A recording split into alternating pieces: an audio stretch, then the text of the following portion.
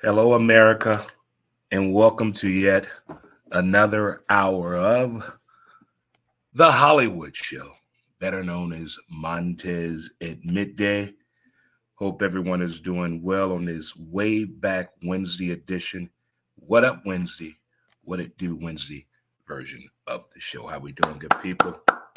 Hope all is well out there. We doing good. We doing good. Everybody tap in.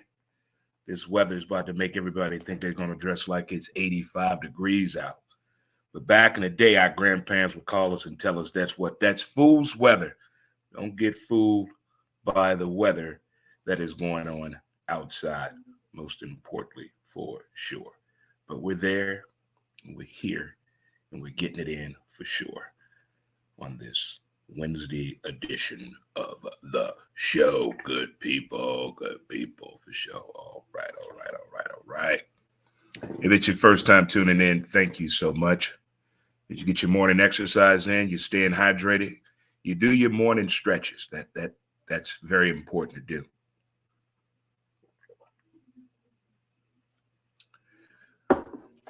If you're watching on Facebook, thank you so much. Hello, Facebook. If you're tuning in on YouTube, hello, YouTube. If you're watching on X, or some of us are still calling it Twitter, thank you so much. All right, good people. Don't forget you can listen to our latest podcast episode, Who's to Blame the Podcast, wherever you listen to your favorite podcast at. Hello and good morning. What's going on, Maggie? What's going on, Maggers? What's going on? Got Sammy Soap in the building in Kirkwood. Check them out, Sammy Soap. They got something for you for sure. Soap for the working man and you and woman. Has it all for you, Sammy Soap. All right, good people. Got high fives in the building. Chest bump. Let's hug it out. Let's get in there for the real thing. Let's make it count for sure. Make it count. If you are celebrating a birthday today, happy birthday to you. Happy birthday to my dude Izzy out there on the softball circuit. Happy birthday to you. Good friend, long time ago in the building. Katie Brown, happy birthday to you. Katie, happy birthday to you for sure, for sure. If you're celebrating an anniversary today, happy anniversary to you. If that new page is kicked in and you finally feeling it, and you're feeling a little bit more appreciative of the pay raise and the position and the job, congratulations to you. To all the folks that are going dry this January and sex and drinking, hey, it's almost over with. Today is the 31st, so let's finish strong, people. Let's finish strong. Slut it up tomorrow and get hammered tomorrow. Those are the times that we're dealing with right now for sure, good people. What's up, Bruce? What's going on? Happy birthday to my dude, Bruce. Happy birthday to Bruce, by the way. Former baseball player, my dude. 6'10" and all of them. Big Bruce, as I call him. Big dude, Bruce. Happy birthday to you. Let's get through our pillars of the day, good people. Let's let it go. Ignore them. Let's give it time. Don't compete. Stay calm. It's on you, and laugh. If you want to laugh, watch Lawnmower Man on Tubi, watch The Color Purple, and watch, what's another good one? Kevin James' comedy special is pretty funny. Those three things right there if you want to laugh. Tubi, Lawnmower Man, The Color Purple, you're going to laugh your ass off. And Kevin James' new comedy special. I put those up there as far as the top comedic performances I've seen so far in 2024 for sure. But it is way back Wednesday. The weather is getting to a spot where we're starting to smile at ourselves and feel the days of gloom could be over because we went through what? Storm Watch, Winter Blast 2024. Then we went through Black Ice, Don't Fucking Drive in St. Louis Monday. And now we're to the point the sun is coming out. You got people out with their dogs now, folks waving again at each other. Hey, good morning, Ted. Morning, Marsha. All that's starting to go on again because the weather makes us what? Feel good. And I think a lot of us can use that feel-good moment, so to speak, for sure. What's up, Jay? What's going on, boss? Appreciate it. Thanks for tuning in. Thank you, thank you, thank you. I think we could have really need some good news from time to time, for especially for us football fans out there. We had a we had a rough go at it this football season. Whether your team is well, of course, your team not in the playoffs, or they would be going to the Super Bowl. But for those up there that are going through and going with it, we understand that these days of sunshine don't sit as well with us as with other people. We get that. And we have to be there for each other in support of needs, whether constructive criticism or come with that real shit. Your team didn't do shit in the draft. You didn't do shit this regular season. What did you expect? The referees to help you out the entire season? It doesn't work that way. Sometimes you have to coach. Sometimes you have to play. Sometimes you have to live up to the potential. So to start off, we're going to do a little wow and congratulations. 24 years ago, as a matter of fact, if I owned a sports bar, this is what I would do today. I would replay the Super Bowl from 24 years ago. Greatest show on turf. I would replay that today for my lunch special. Matter of fact, if you wear your Rams jersey in from when they were here and you come into my establishment, I'm going to replay that Super Bowl. And I'm going to feed you for free. And we're going to get all excited again like today is the Super Bowl 24 years ago. The greatest show on turf, maybe one of the greatest endings to a Super Bowl I've ever seen. That tackle made by who? Mike Jones. Who? Mike Jones. Who? Mike Jones. The greatest show on turf 24 years ago. You saw grown men crying. We saw the real Jeff Fisher at that time, but a lot of us got duped. Were convinced he would lead this team to expectations that no one ever saw coming a game. But if you are a turf man, what's going on, Mickey, my brother from the state of Washington? What's going on, boss? Thanks for tuning in. Thanks for tuning in. If you're one of those fans that are still in the days of yesteryear of having a football team here and understanding what the greatest show of turf was like, living in this city, the way the radio banter, at work, the whole city, the atmosphere around this town was totally different. I was not living here full time at the moment. I was still residing in Charlotte, North Carolina. But when I came home to visit, you could see the enthusiasm in the people. You could see it in the air. It was like that song, Rhythm is a Dancer. You can feel it everywhere. Uh-huh. And that Ram culture caught on like crazy here. It was something to see this town as excited as it was, from kids to the old people. When your parents are getting excited about a football team and they don't even watch football, that's another thing. Your mom and your grandma investing in the football team in a game, knowing the players by name, recalling highlights. It was an exciting time in this area. It was another time in this area, well, it may have been exciting for some, but at others, you probably don't believe it, but 42 years ago, we had that snowstorm here. Man, you can say what you will, say what you want, but as a kid, I learned the side of hustling, shoveling snow, making an extra piece of change, climbing out the second-story window over the roof to shovel the snow out in front of the front door of our house so my G could get to work and we could get out the house. That snow was ridiculously high. I was 12 years old when it happened, so that was like hustle time for kids. Shout out to Coach Pat from STL Pressure. We did our things in the project shoveling snow. We were better. We didn't have salt bags back then. I mean, they were there. We didn't use that. We used what you could get at Central Hardware, a shovel. A shovel. We weren't the only ones. We all had a plan. We attacked the neighborhood in a way that was beautiful. School was out for about over a week, and we had to go to school on Saturdays again. No, we had to do it that time, just doing that teacher strike. But 24 years ago, you had the greatest show on turf winning the Super Bowl. They should replay that Super Bowl. And 42 years ago, we had the snowstorm here. They said it wasn't a blizzard because a blizzard, the winds were only 26 miles per hour. And a blizzard has to be, as the meteorologists put it, has to be at least 35 miles an hour. So we did not have the wind to be deemed as a blizzard, but they did call it a blizzard throughout the different publications in St. Louis at that time and around St. Louis. But that was something. Some of you have probably told your kids and grandkids about that blizzard as a learning experience. Like we literally had to walk in the middle of the street to school because school buses wasn't coming out. They tried. Even though I wasn't bused, I walked to school. Clinton Middle. We did some things, but that blizzard storm was something. And I think back on all the storms I've been a part of, from the hurricane in Hawaii to the tornado in Louisiana to the hurricane in Charlotte to the snowstorms, the ice storms.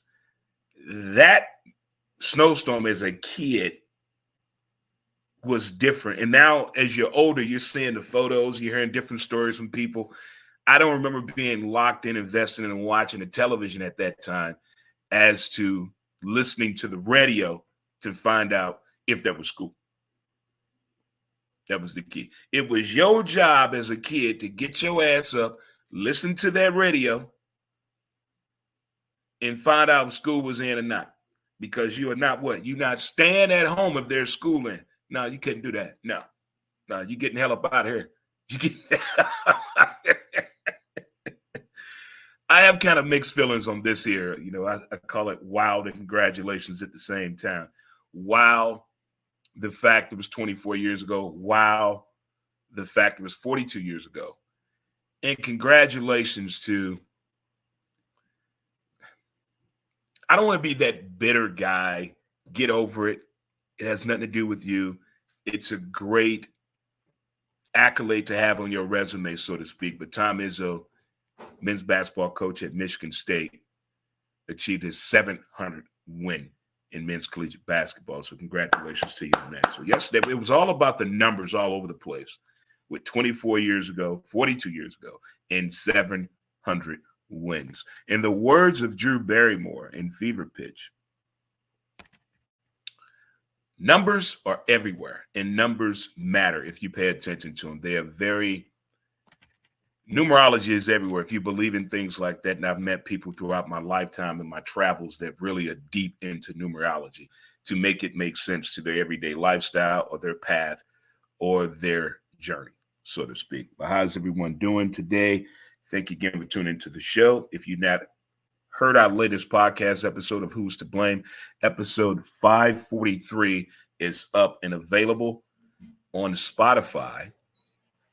And if you would like to look at the video version of that, that is up on our Facebook, X, and YouTube account as well.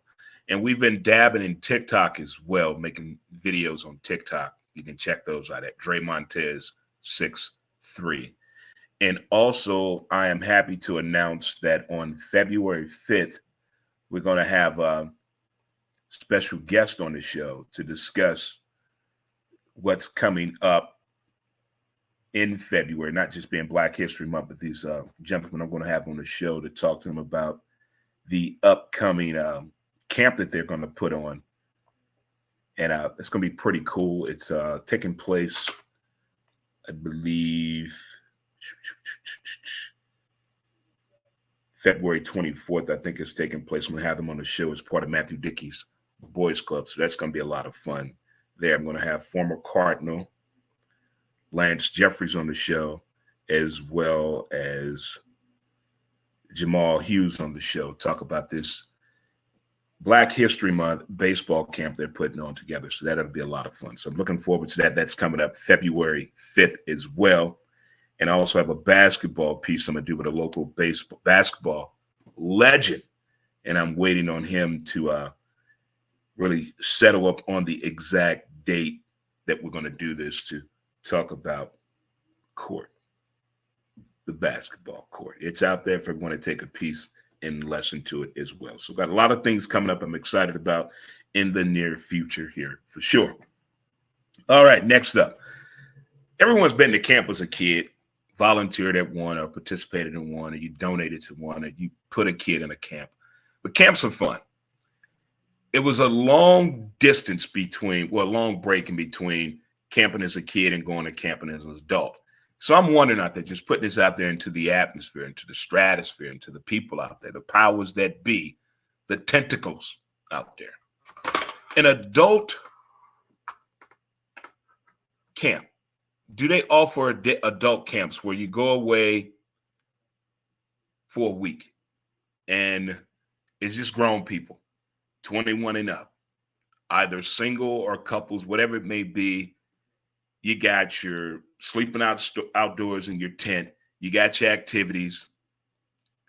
Food is included. Games, camp songs, scary stories, movies outside, canoeing, just things like, do they offer things like that for adults that someone could share or lead me down that? Because I want to do something like that this summer. I want to go to an adult camp and just have some fun. Not with no little baby son of a bitches. No, just adult people just having fun outdoors. No, I don't want to go glamping. No, I don't want to stay in a cabin. I want to stay in a tent, in the tent. I want to do that this summer. So if you can point me in the right direction of that, it would be greatly, greatly appreciated. Because they say once you put it out there, you usually get pointed in the right direction. Okay. They say that, but how truthful are they on that? How truthful are they when it comes to things of that nature? When it comes to that, I'm trying to do like 9,000 things at one time, and I'm trying to see how this is working out for me. And it's not the way I wanted to, but that's the beauty of trying things. You figure out if it's either for you or not for you. But I want to try this adult camping. I want to go camping outside with some adults with a game plan, some activities, great food, great stories, a good movie night. I want to do some things like that. Just if you know of anything like that, don't say, well, Drake, contact the Y. No. There has to be another group out there. Not saying there's anything wrong with the Y, but that's not what we're here for on that nature, in that level. But it is Way Back Wednesday. It is Way Back Wednesday edition of the show. And I think some of us are probably still going through it. Not just with football. Hell, not just with sports. Maybe a promotion didn't go the way you thought. Maybe that interview, that in-house interview didn't go the way you thought. Maybe that shooting your shot didn't go the way you thought, but you still got faith. You still got hope. You still got passion. You still have the love. But the losing aspect of things really hurts. And what I mean about that, you have time to sit back and reflect what you should have done, what you shouldn't have done, what you should have said. Should have taken that long. Why did I have this approach? Why wasn't I better prepared? Did I over prepare for this? We end up questioning everything that has to go with the losing point. When it comes to gambling, when it comes to rooting for a team, when it comes to going at the position that you know you're qualified for, but you don't get it.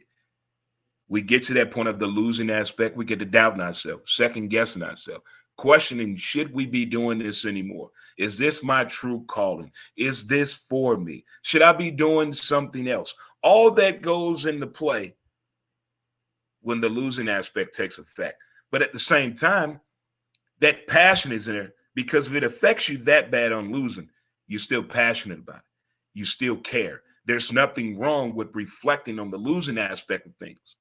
You're going to have that time where you sulk. You're going to have those teammates and team members and loved ones and friends come up and give you that attaboy, that pat on the back. It's going to be okay. Take a moment.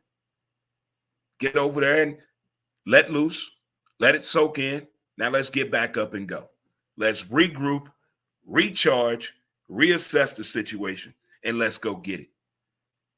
It becomes a repetitious thing sometimes if you're in a competitive world. You're not going to win every time. So the losing aspect, it takes different forms, from the learning curve, from the aha moment to the old eye test when it comes to the pure and simplistic things that we take for granted in doing. No matter how mundane it may be or may seem, sometimes those things need to be done. And when we shortcut ourselves and we see the reason behind the losing aspect of it, and we see the shortcuts we took, those shortcuts sometimes don't need to be taken. Take the direct path sometimes. A shortcut sounds fine, but a direct path is the best way to strike and go at a situation. I think for the first time in a long time, probably 5 years, I started looking at the athlete even more, not just on the winning aspect of it, but on the losing side too. Not everybody can go home and accept defeat. It takes a different path. It takes a different type of relaxation to the mind. Because a lot of professional athletes have a split personality, so to speak. They have to become someone else to be competitive at that high level. And to turn that volume down is not as easy as we think as remote control volume, just hitting a button or manually turn the volume down. It doesn't work that way. There's steps, there's policies and procedures. If you played or competed at something at a very high level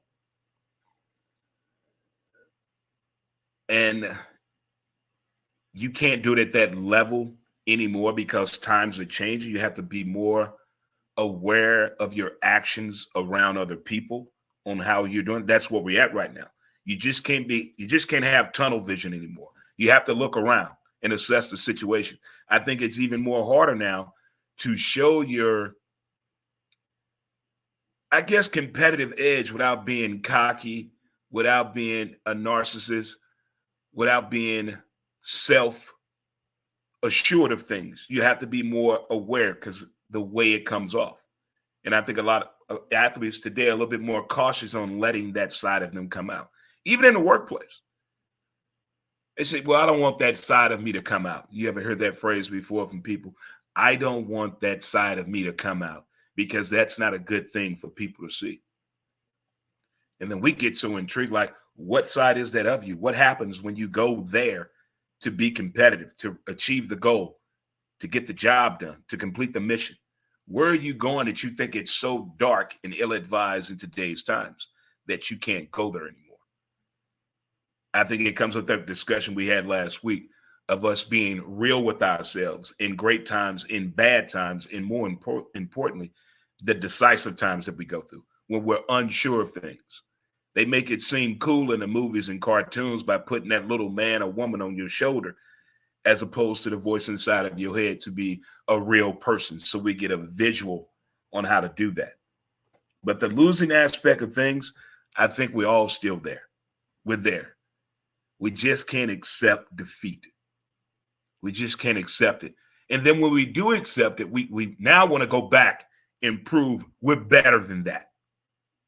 That's not us. That's uncommon of us, of me. Now we got to go back and prove to you, not only to us, but to you, that was not us. And then at the same time, you're trying to make sure that you don't let that happen again. I'm never going to let that happen to me again. Anyone out there that's had their heart broken, been let down, been defeated by things that are out of their control, somewhere in our mindset, you have a button or a phrase that says, I'm never going to let that happen again. It's not called putting your guard up or being scared. It's called being cautious of the wind. You understand what's going on. You understand you better than anybody else. So when you get in these situations of a competitive nature or a in-house promotion or even transferring out, seeking another job, changing your circle to get rid of these squares, that happens. It's going to happen, but I call that growth. I call that growth. And I think when we recognize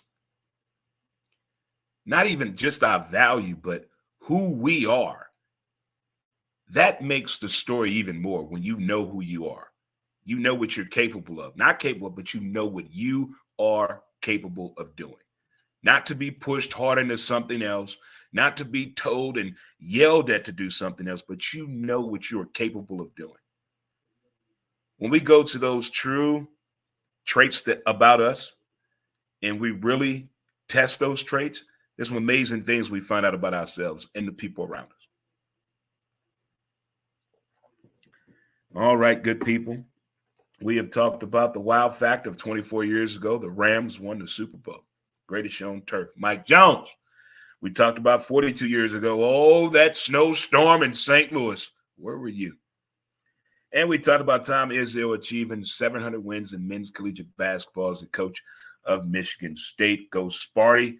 And we talked about, do you know of any adult camping adventures getaways? If you do, share them with a brother. Let me pass them along as well.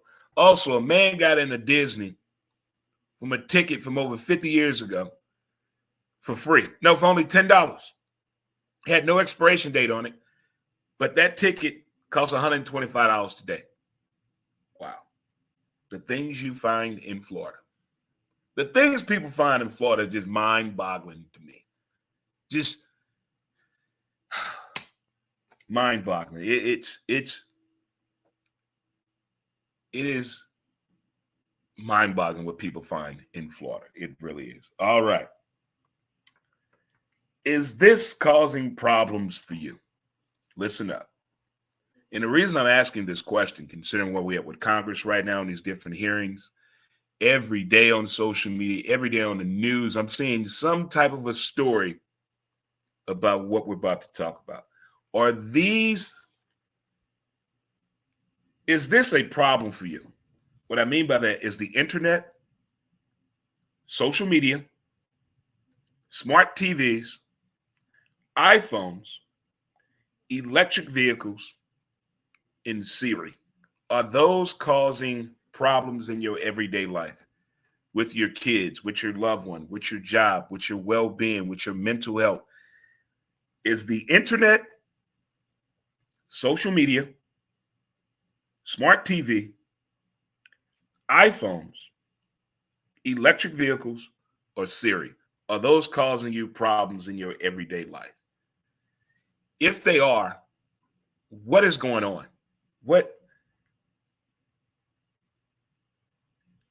I've met a few people the past 4 months that do not have the internet. They're proud of it. Social media, I know lots of people that do not have social media on their phone. They don't even use it. Smart TV, I know a few people that do not have smart televisions, a few. iPhones, I know a fuckload of people that hate iPhones. Electric vehicles, I know quite a few in the thousands, in the hundreds of thousands of people that own an electric vehicle. Siri, I know people in the hundreds of thousands that like Siri and that have her. I want to talk to you right now. Okay. But at that same note and at that same time, I don't understand how, I don't want to say that sounds naive. I can understand how some things may trigger things. It's like if I'm watching NFL Network and they show the Broncos Super Bowl against the 49ers when we lost 55-10. See, that triggers something. Now I'm angry at the TV. That goes with a smart TV. That goes with Wi-Fi. That goes with all of that. Social media platforms are different ones, okay. But you choose your audience when you sign up for social media accounts, different ones. You're in charge of what you want to follow and what you want into your box or your screen or your platforms. You control that. So I'm confused on the social media, how social media pisses certain people off that are still on the social media, that are still on it. Smart TVs, I love them. I don't think they're smart enough. As a person that's legally blind, I appreciate everything that the smart television that I have that's applicable to my needs. But smart TVs, I love them. I love them. They're so compatible with everything. iPhones, I've had an Android and an iPhone. I did not get an iPhone until I started podcasting because it made sense. Everything was compatible with the iPhone in the beginning. Next up, electric vehicles. I was involved in an electric vehicle company. I have nothing but great things to say about them. Siri has never led me wrong. Never led me wrong, but I don't utilize it the way most people do each and every day. So I guess if those things and other things in that realm are causing you problems, I think it's more how you use them in your everyday life. Can you make it through the day, the week, the month, the year without those services? Would that change your behavior, your attitude, your mental health in a more of a positive way? Or you don't know? Or is that too much stress? Or you're deeming, why must I give this all up to be me? I didn't invite this in my life. It just came in the world. I feel you on that. But can you survive without the internet? Can you survive without social media, smart TV, and iPhone? Electric vehicle and the S word. I don't want to say it again because then she'd think I'm talking to her and get to going doing every goddamn thing in this house that looked like the house taking over. That's another thing that scares me. Back in the day, batteries not included. When they took over, we done seen a whole lot of movies where autonomous things then took over. In a way, that kind of freaks me out. Then the movie about the smart home, when the people broke in the house and the lady couldn't get out because the home was a security system her dad built who used to work for NASA. There's so many, all these things to get us there faster and quicker. I don't know. In the beginning, it was fun, find out all that information so fast. You know, seeing a trip before you get there. Wow. All that used to be fun, but now somehow or another, they've taken away from the epitome of surprise. How they going to show all the damn Super Bowl commercials before the Super Bowl. Watch. They're going to do that. Watch. They spoil the surprise. Just, can we watch something and find out together? Well, remember those days? Those days used to be fun, eventful, talked about, more than water cooler talk. It was different. Like I experienced this about 3 months ago, going out into the wild, dealing with the people. They don't want us talking face to face anymore. When you go in the store, they don't know how to have interactions with a in-person guest, client, customer. They feel awkward. And they're trying to take that away from us by throwing these different services in our face at a pace that it makes you not want to leave the house. Over the Blizzard Storm Watch 2024 and Black Ice Storm 2024, I heard more people being happy and satisfied that they were able to do and get everything from the comfort of their couch or bed. Well, I can still get me some food. I don't have to leave the house. Everything came my way, but they still have to drive. The people bringing you your food and your supplies, they still have to drive. That was no concern for no one. People were fine with that. They were fine and okay dandy with that. But at the same point, the hurry up and wait factor is kind of nonchalant. It kind of has that nostalgic feel to it when we hear that hurry up and wait, because we're in the now factor. We're in the click and go factor. I kind of miss the days of the epitome of surprise, of finding out when something comes out, reading an article in Sports Illustrated. But now everything is right there. You can find out the day the article comes out before it makes it to the fucking magazine.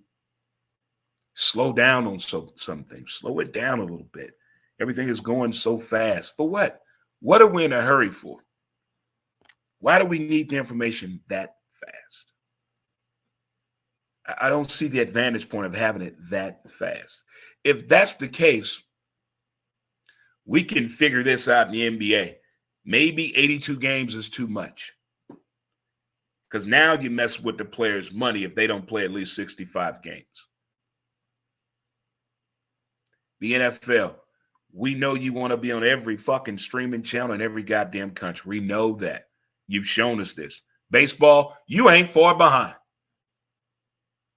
And I still don't know what's going on with baseball for as licensing, broadcasting, revenue sharing when it comes out of St. Louis Cardinals and what happened with Bally Sports. Nobody is telling us the thing. They're keeping it on the DL, the down low. For what? To what avail? In the end, it seems like they're always fucking the fans that care and love the games, either in pricing and watching at home or in apparel fees. They are charging us now for jerseys like we're going to play in the game.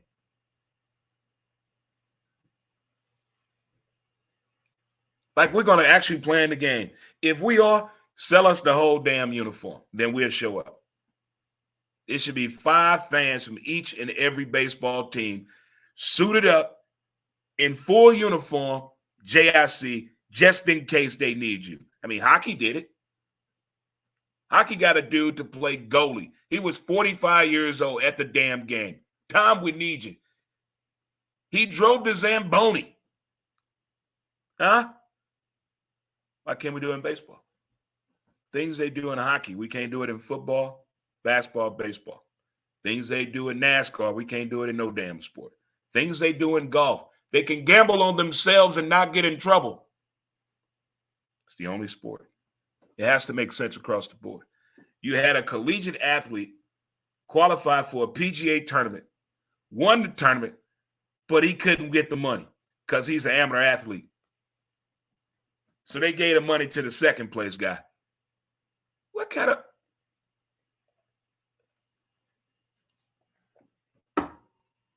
sports is like dating in your teens and trying to date in your 50s.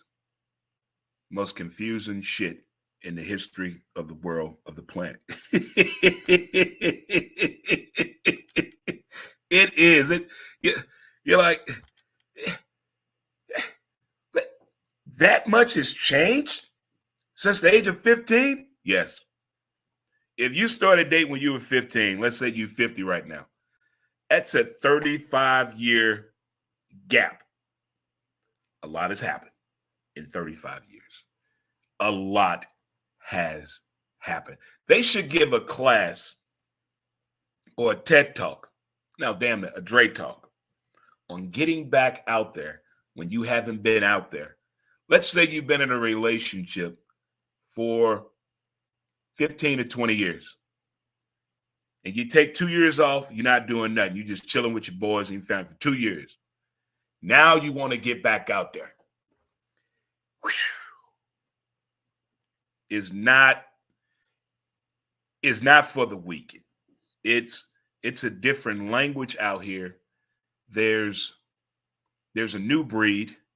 There is no old school tactics. No. It's comedic at best.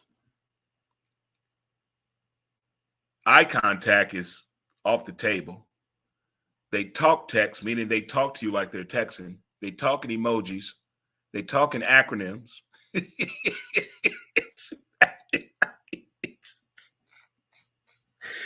I think that's why most people live vicariously through TV show characters. That's enough for them. You know, I feel as though I'm dating if I watch this show.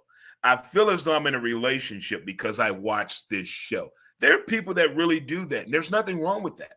As long as you're what? Happy. That's the bottom line. It may be a bunch of us out there that are miserably happy, but guess what? We're happy. We're still kicking and screaming. We're still fighting to the end. We're still working hard. All of that is still there. And you would never be able to tell by dealing with a happy, miserable person. Never. They will never let that show. That's how cool it is to be a part of that group. We some bad motherfuckers out there. We some bad motherfuckers. So I'm going to put the disclaimer out one more time. Mardi Gras is coming up. Everybody needs a buddy to go with. Now, if you're going to be grown and go by yourself, you know you can't handle your liquor, your drugs well, that's on you. That's on you. But for the ones that are going in groups, we have a meetup spot. We have a backup spot in case we're get lost. Okay, Tiffany and Chris, y'all paying attention? In case y'all get lost, we're going to meet up here. Okay. There's no such thing as cock blocking. No one is leaving with the stranger. We're all going together. Okay? If he wants some ass or you want some ass, we all going with you. None of this wandering off. If they do, take a picture of the individual. You take pictures of your food and your badass kids and your weird-looking dog, you can take a picture of your friend. Safety matters. Safety matters. And check with each bar and location if they have the safe word to order that drink to let them know, hey, I got a creeper with me. Come get him. Come get him. Because every Mardi Gras, we go through this. We go through this every Mardi Gras. And it's usually who? The grown people. The people over 30 that you know what better. It's usually them. They wilding out, trying to show they still got it. We know you can still drink, Todd. Melissa, we know you can still smoke that good, okay? You got it. Because the next day is Super Bowl. We don't want what? No excuses. Don't want to hear why the food not ready. Why the house still a mess. We're not helping anybody clean up on Super Bowl Sunday that hosted a Mardi Gras party. You better get them kids up and the neighbors. Clean up that house. And let's have some fun because we got Fat Tuesday coming up. All kind of things are going on. On to my people in Belle Vegas on the Belleville side of town. Belleville, Illinois, in the building 618. Longtime sponsor of the show, even before the days of podcasts, even my radio days when the original owner had it, my dude B. 7 in Belleville, 7 wine bar and sushi bar. Got word that they're closing their doors. Next month is it for 7. If you haven't been to 7 in Belleville, do yourself a favor. Stop on by, say hello. Back in the early days, I had a fundraiser for my softball team that when they first opened. And I had a jewelry party, and I showed a jewelry and wine party. And I had wine and cheeses and crackers while selling jewelry and showing the movie Sideways. It was a great success. We raised over $3,000 for my softball team at that time, 618.